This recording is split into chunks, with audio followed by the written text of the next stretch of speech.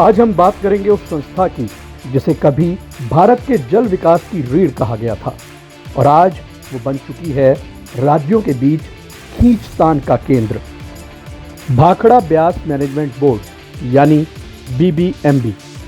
क्या है इसका इतिहास, क्यों इसकी ज़रूरत पड़ी और आज पंजाब और हरियाणा इसके कारण एक बार फिर आमने सामने क्यों खड़े हैं। चलिए शुरुआत करते हैं।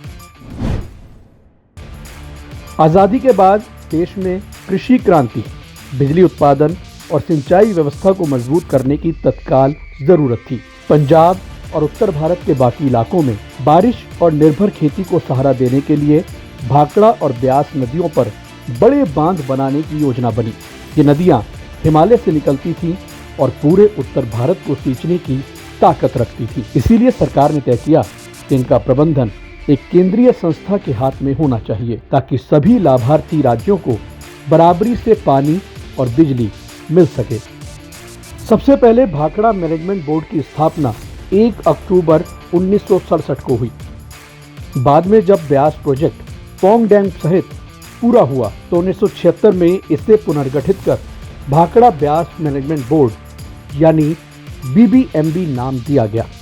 इसकी स्थापना केंद्र सरकार ने पंजाब रीऑर्गेनाइजेशन एक्ट 1966 के तहत की थी, क्योंकि उसी कानून के तहत हरियाणा पंजाब से अलग राज्य बना था। BBMB की अगर बात करें तो उसका सबसे पहला काम है भाखड़ा, नंगल और पौंग डैम का संचालन करना। बिजली उत्पादन और वितरण हाइड्रो पावर के जरिए करने का भी काम BBMB करता है। इसके अलावा कृषि, पेयजल और औद्योगिक जरूरतों के लिए इन तमाम राज्यों को जल आपूर्ति भी BBMB के द्वारा ही की जाती है। वहीं राज्यों में संसाधनों का न्यायपूर्ण बंटवारा हो तो ये जिम्मेदारी भी BBMB की बनती है। वहीं अगर BBMB से बिजली और पानी की सप्लाई की बात की जाए तो 6 राज्य इसके अंतर्गत आते हैं, जिनमें पंजाब, हरियाणा, राजस्थान, हिमाचल प्रदेश, दिल्ली और चंडीगढ़ शामिल हैं। BBMB एक तकनीकी संस्था है, लेकिन इसका ढांचा राजनीतिक और प्रशासनिक दोनों तरह का है। BBMB का एक चेयरमैन होता है जो कि केंद्र सरकार द्वारा नियुक्त एक वरिष्ठ IAS अधिकारी होता है।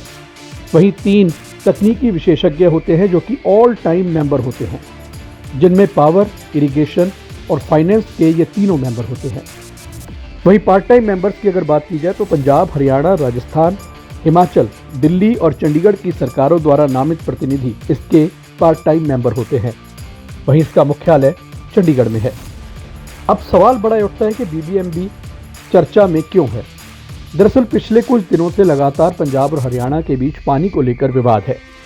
मामला केंद्र सरकार के पास पहुंचा और केंद्र सरकार ने भी मध्यस्थता की, लेकिन बात नहीं बन पाई। इसके अलावा भी BBMB के साथ कई विवाद जुड़े हैं।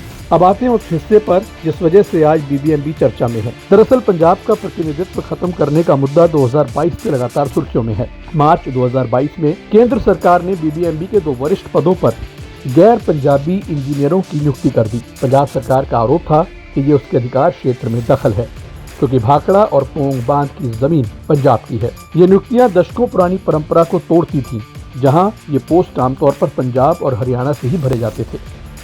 नंबर 2, पानी के बंटवारे को लेकर असहमति। हरियाणा का कहना है कि उसे उसके हिस्से का पानी नहीं मिला। पंजाब का पक्ष है कि वो पहले ही पानी की भारी कमी से जूझ रहा है और अब और पानी देना संभव नहीं है। तीसरा बड़ा मुद्दा SYL नहर विवाद से जुड़ा। सतलुज यमुना लिंक यानी कि SYL नहर का विवाद BBMB के जल प्रबंधन से सीधे जुड़ा है। SYL नहर पंजाब और हरियाणा को जोड़ने वाली वो अधूरी कड़ी है जो 1980 के दशक से विवादों में है। पंजाब का कहना है कि उसके पास अतिरिक्त पानी नहीं है, जबकि हरियाणा सुप्रीम कोर्ट से आदेश ला चुका है कि SYL का निर्माण पूरा किया जाए। BBMB का राजनीतिक पक्ष और आरोप। कई आलोचकों का मानना है कि BBMB का संघीय ढांचा कमजोर किया जा रहा है। पंजाब के राजनीतिक दलों ने इसे राज्य के अधिकारों का हनन कहा। श्रोमणी अकाली दल, कांग्रेस और आम आदमी पार्टी सभी दलों ने इसका विरोध किया। सवाल ये भी उठा कि जब पंजाब ने इस प्रोजेक्ट के लिए जमीन दी, अपने लोगों को विस्थापित किया, तो निर्णय लेने का अधिकार केंद्र पूरी तरह क्यों ले रहा है। BBMB के आगे अब रास्ता क्या है। दरअसल BBMB का भविष्य इन तमाम बातों पर निर्भर करेगा। पहली, राज्यों को निर्णय प्रक्रिया में बराबरी का दर्जा मिलेगा। पारदर्शिता और संवैधानिक संघवाद का पालन होना चाहिए। पानी और बिजली जैसे मुद्दों को राजनीति से ऊपर रखकर हल किया जा सकेगा।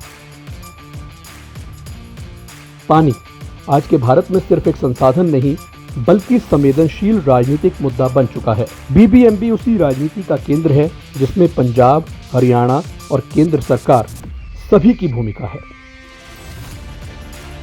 तो दोस्तों, आपने जाना बीबीएमबी की वो कहानी जो सिर्फ डैम और बांधों की नहीं है बल्कि अधिकार, प्रतिनिधित्व और विश्वास की भी है।